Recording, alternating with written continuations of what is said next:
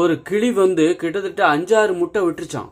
5-6 முட்டை விட்டாலும் அது விட்டு அடகாத்துக்கிட்டே இருக்குது. இப்போ 1 வருஷமா அடகாக்குது. எப்படியாவது அந்த முட்டையிலேருந்து குருவி அந்த கிளி வந்துரும்னு பார்த்தாக்கா அது வரவே இல்லை. 1 வருஷமா அந்த கிளி, தாய் கிளி கஷ்டப்பட்டு.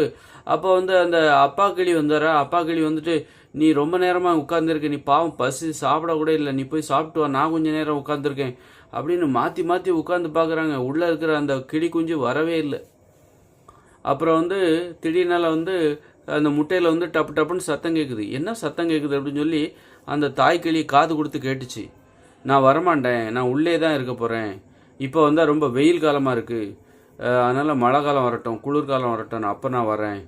அப்போ தான் வந்து உடனே அம்மா கிளி என்ன சொல்லிச்சான், இருந்ததே இருந்துட்டா கொஞ்ச நேரம் இருந்துட்டு, இந்த மே மாதம் வந்தால் தான் உனக்கு வந்து மாம்பழம்லாம் கிடைக்கும், அதனால் பலாப்பழமும் கிடைக்கும், நீ இப்போ வந்தால் உனக்கு பெருசாக எதுவும் கிடைக்காது, பழங்கள்லாம் கிடைக்காது பார்த்துக்கோ, அதனால் நீ என்ன பண்ணு, மே மாதம் வந்துடு.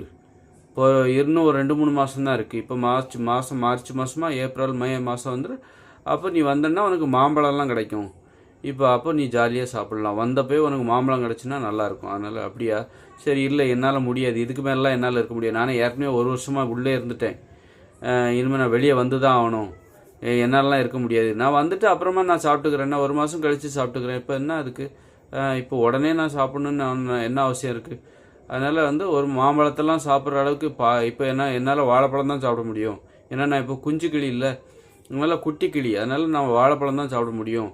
அதனால் வந்து என்னால் மாம்பழம்லாம் சாப்பிட முடியாது. அதனால் இப்போ வந்தால் தான் இன்னும் 2-3 மாதத்தில் மே மாதம் வந்துடும். மே மாதம் வந்தோடனே நல்லா வளர்ந்துடும், மாம்பழத்தை நானே பறித்து சாப்பிடுவேனே அப்படின்னு சொல்லிட்டு ரொம்ப சந்தோஷமாக, சரி ஓகே உன் இஷ்டம், நீ சொல்கிறதும் கரெக்டாக தான் இருக்குது அப்படின்னு தாய் கிளி தந்தை கிளி ரெண்டும் சொன்ன உடனே அந்த குட்டி கிளியும் உடனே கொஞ்சம் மறுநாளே வர ஆரம்பிச்சிருச்சு. மறுநாளே அந்த ஓட்டெல்லாம் உடச்சிட்டு டப்புன்னு வெளியே வந்து உடனே வந்து என்ன பண்ணாங்க, அந்த யார் நம்ம அந்த தாய் கிளியும் தந்தை கிளியும் ஹாப்பி பர்த்டே அப்படின்னு அந்த கிளி குஞ்சுக்கு சொல்லிச்சான்.